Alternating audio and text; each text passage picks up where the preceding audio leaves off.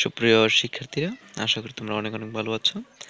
আজকে পঞ্চম শ্রেণী বাংলাদেশ ও বিশ্ব পরিচয় মানে হচ্ছে যেটা সমাজ বিষয়, সেটার তৃতীয় অধ্যায় সম্পর্কিত যে প্রশ্নগুলো রয়েছে সকল প্রশ্নের উত্তরগুলো দেখানোর চেষ্টা করব।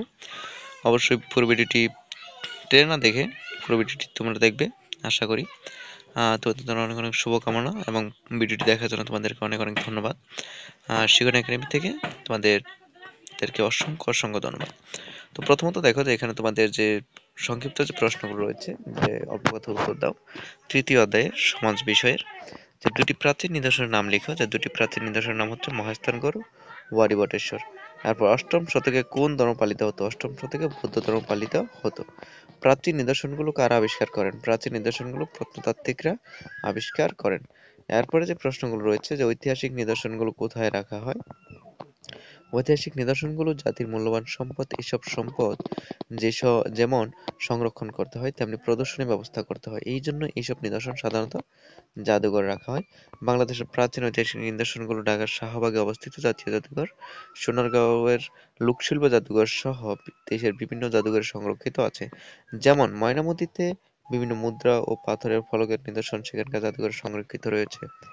এরপর যদি এই নম্বর যে প্রশ্ন রয়েছে তোমাদের বর্ণনামূলক যে প্রশ্নটা, আবার বলবো, এখনো যারা তোমরা চ্যানেলটি সাবস্ক্রাইব করনি তোমরা চ্যানেলটি সাবস্ক্রাইব করে রাখো। যে ঐতিহাসিক নিদর্শন পরিদর্শনের কারণসমূহ হলো, যে ঐতিহাসিক নিদর্শন পরিদর্শনের কারণসমূহ হলো, যে ঐতিহাসিক নিদর্শন অতীত সভ্যতার পরিচয় বহন করে। অতীত সভ্যতা সম্পর্কে ধারণা লাভের জন্য ঐতিহাসিক নিদর্শন পরিদর্শন করা উচিত। যে কোনো জাতির অতীত সংস্কৃতি সম্পর্কে জানতে হলে ঐতিহাসিক নিদর্শন পরিদর্শনের মাধ্যমে জানা সম্ভব, কারণ ঐতিহাসিক নিদর্শন অতীত সংস্কৃতির পরিচয় বহন করে।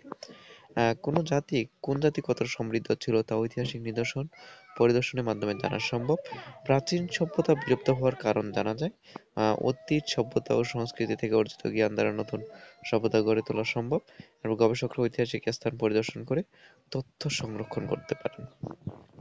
এরপর ৩ নম্বর যে প্রশ্ন রয়েছে, ঐতিহাসিক নিদর্শনগুলো আমাদের সংরক্ষণ করা উচিত কেন? যে প্রত্যেক জাতির রয়েছে নিজেদের ইতিহাস ও ঐতিহ্য। ঐতিহাসিক নিদর্শনগুলো আমাদের অতীত সভ্যতা ও সংস্কৃতির পরিচয় বহন করে। বিভিন্ন কারণে ঐতিহাসিক নিদর্শনগুলো ধ্বংস বা নষ্ট হয়ে যেতে পারে। এগুলো নষ্ট হলে আমরা আবার আমাদের ইতিহাস ঐতিহ্যকে হারিয়ে ফেলবো। এই জন্য আমাদের ইতিহাস, ঐতিহ্য, প্রাচীন সংস্কৃতি সম্পর্কে জানতে ও ভবিষ্যৎ প্রজন্মকে জানাতে ঐতিহাসিক নিদর্শনগুলো সংরক্ষণ করা উচিত। এছাড়া বিশ্বের বিভিন্ন দেশে আমাদের গৌরবময় ঐতিহ্য তুলে ধরতে এইসব সংরক্ষণ করা দরকার। এখানে তোমাদের তৃতীয় অধ্যায়ে যে প্রশ্নগুলো ছিল সমাজ বিষয়ের, বাংলাদেশ ও বিশ্ব পরিচয় বিষয়ের, আশা করি সকল প্রশ্ন উত্তরগুলো তোমরা খুব সহজে পেয়ে গেছো। এগুলো চাইলে তোমরা নোট করতে পারো, এমনকি তোমরা এগুলো চাইলে লিখে রেখেও দিতে পারো, বা টেনে টেনে তোমরা এটা পড়ে বুঝে শুনে পড়াটা শিখে নিতে পারো, জেনে নিতে পারো।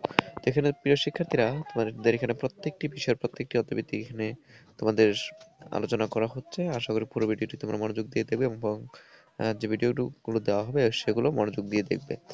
অবশ্যই চ্যানেলটি তোমরা সাবস্ক্রাইব করে বেল বাটনে ক্লিক করবে, যেন তোমাদের কাছে সর্বপ্রথমে আমাদের দেওয়া ভিডিওগুলো তোমাদের কাছে চলে যায়। ধন্যবাদ প্রিয় শিক্ষার্থীরা, আজকের জন্য এতটুকু। পরবর্তী ভিডিওগুলো পেতে হলে অবশ্যই চ্যানেলটি সাবস্ক্রাইব করে রাখো। ধন্যবাদ।